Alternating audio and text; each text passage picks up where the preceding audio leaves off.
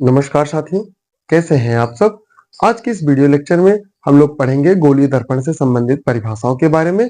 गोलीय दर्पण क्या होता है ये मैंने इससे पहले के वीडियो में बताया है। आप एक बार जाकर के उस वीडियो को जरूर देखिए और फिर इस वीडियो को पूरा देखिएगा। इस वीडियो में गोलीय दर्पण से संबंधित जितनी परिभाषाएं हैं उसको ध्यान से पढ़िएगा, समझिएगा, क्योंकि आने वाले सभी वीडियो में अब इस सब चीजों की बहुत आवश्यकता पड़ने वाली है। आइए शुरू करते हैं। सबसे पहले हम लोग पढ़ेंगे दर्पण के ध्रुव के बारे में। सबसे पहले आप लोग जानते हैं कि गोलीय दर्पण दो तरीके का होता है, एक अवतल होता है, एक उत्तल होता है।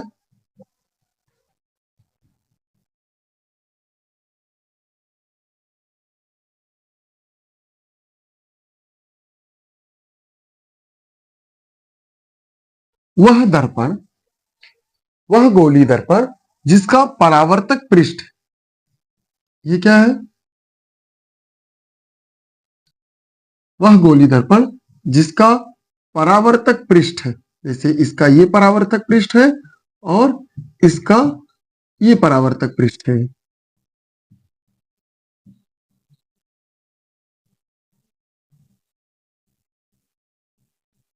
जिसका परावर्तक पृष्ठ अंदर की ओर दबा है वह अवतल दर्पण है।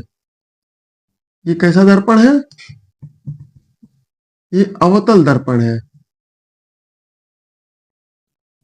और यह उत्तल दर्पण है।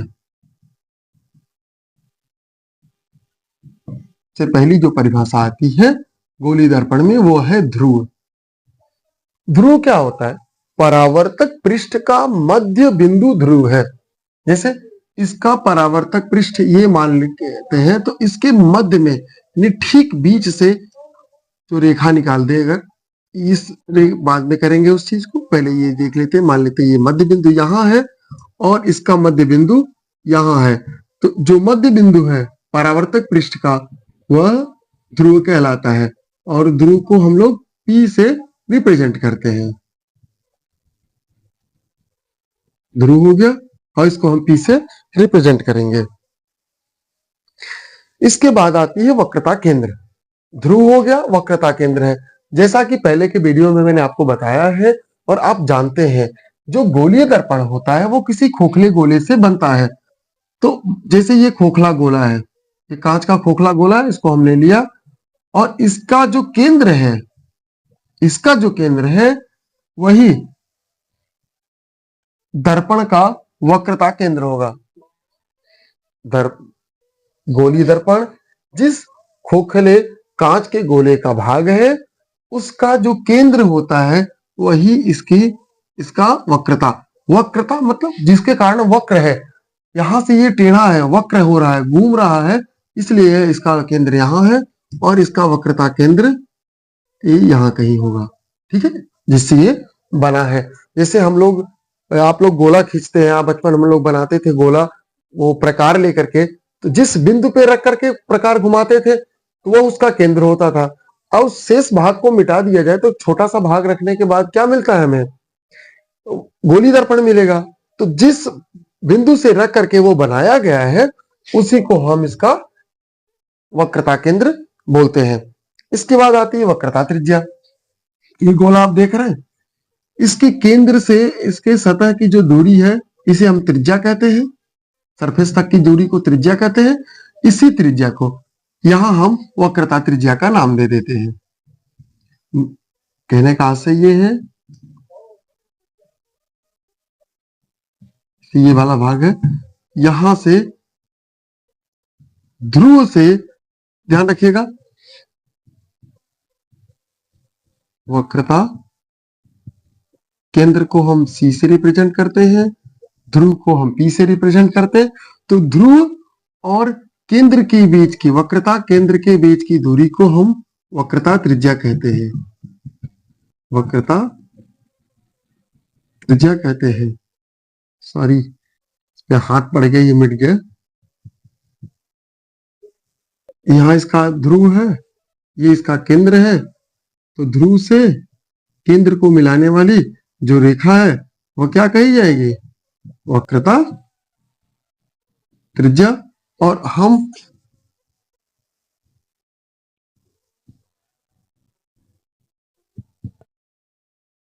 वक्रता त्रिज्या को स्मॉल r से रिप्रेजेंट करते हैं। अब आते हैं अभिलंब की ओर।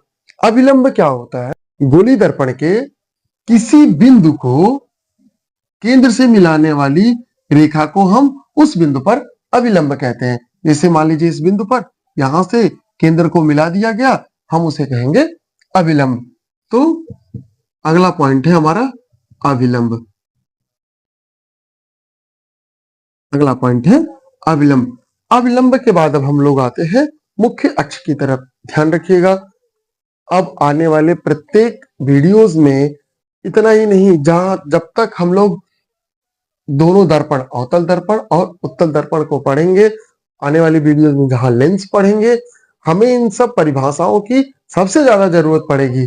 क्यों पड़ेगी? आगे जैसे जैसे हम लोग पढ़ते चलेंगे वो सारी चीजें आपको समझ में आती रहेगी। मुख्य अक्ष क्या होता है? मुख्य अक्ष क्या होता है? मुख्य अक्ष वक्रता केंद्र और ध्रुव को मिलाते हुए खींची गई जो सीधी रेखा होती है, उसी को हम मुख्य अक्ष कहते हैं। ये हमारा मुख्य अक्ष है।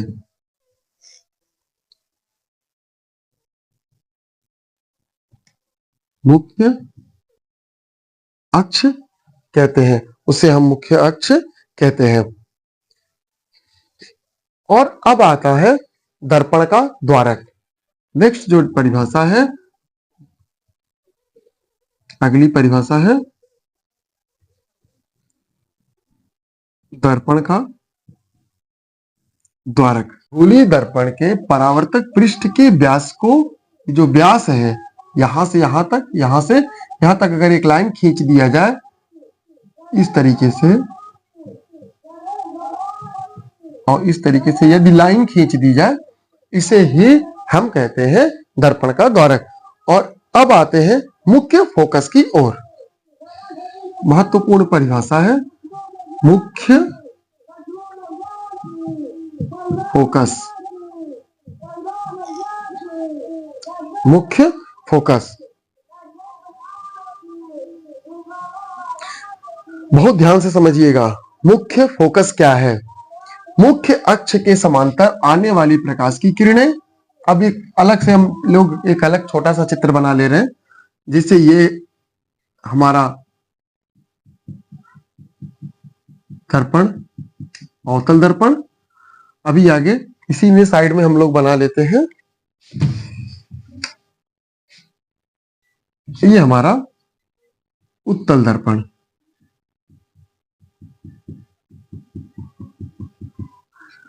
मुख्य अक्ष यहां से यहां तक एक ही कर दे रहे हैं हम लोग।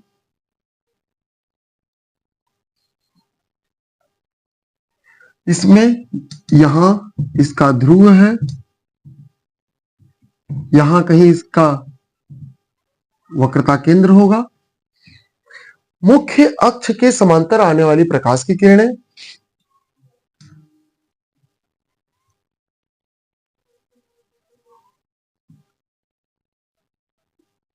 दर्पण से परावर्तन के पश्चात जिस बिंदु से होकर के गुजरती है,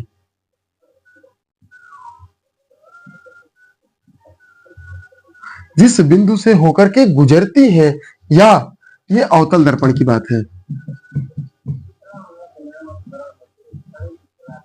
ये अवतल दर्पण है, ये उत्तल दर्पण है। जिस बिंदु से जाती है, या देखिए इस पे परावर्तित इस तरीके से होगा,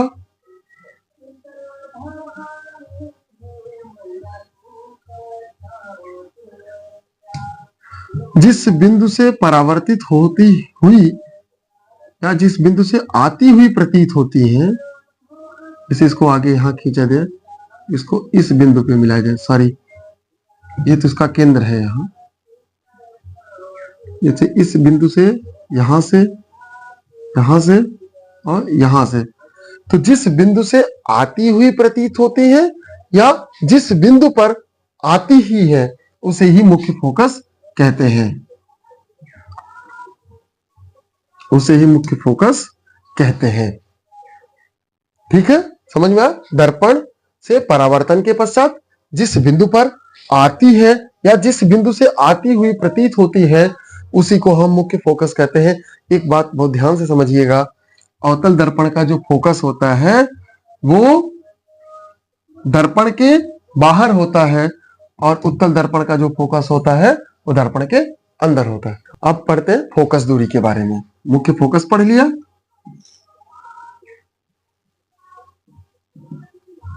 फोकस दूरी। फोकस दूरी क्या है? ध्रुव से फोकस के बीच की दूरी को, ये ध्रुव है ना, ध्रुव से जो फोकस है, ध्रुव से फोकस के बीच की दूरी को हम फोकस दूरी कहते हैं और इसे स्मॉल एफ से रिप्रेजेंट किया जाता है। मुख्य फोकस को कैपिटल एफ से रिप्रेजेंट करते हैं। ठीक है, ये फोकस दूरी हो गया। फोकस तल के बारे में आइए पढ़ते हैं। फोकस तल क्या है? जैसे ये फोकस है ना, यहां से होकर के गुजरने वाला जो तल है, यहां से होकर के गुजरने वाला तल है वह फोकस तल होता है।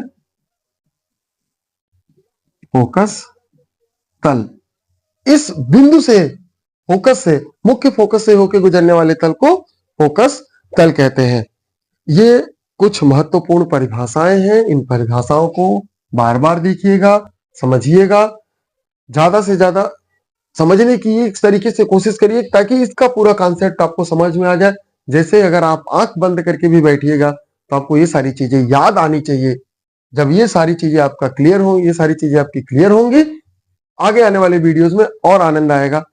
नेक्स्ट वीडियो में हम लोग पढ़ेंगे किरण आरेख के द्वारा बना करके देखेंगे प्रतिबिंब कैसे बनता है और फिर एक एक दर्पण को, सबसे पहले हम लोग अवतल दर्पण को पूरा पढ़ेंगे, फिर हम उत्तल दर्पण को पूरा पढ़ेंगे, इनसे कैसे प्रतिबिंब बनता है, प्रतिबिंब की स्थिति, वस्तु की स्थिति क्या होगी तो प्रतिबिंब की स्थिति क्या होगी, इन सारे चीजों के बारे में आने वाली वीडियोस में पढ़ेंगे। वीडियो को लाइक करिएगा, चैनल को जरूर सब्सक्राइब करिए, ज्यादा से ज्यादा अपने दोस्तों के साथ शेयर करिए ताकि वीडियो का सबको लाभ मिल सके। और कोचिंग संस्था से जुड़ने के लिए आप हमें हमारे इस नंबर पे कॉल कर सकते हैं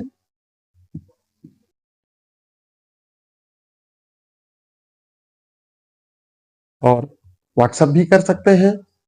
और ऐसी ही वीडियो पाने के लिए, अपने ज्ञानवर्धन के लिए जुड़े रहिए आपके अपने favourite platform around the earth से। धन्यवाद।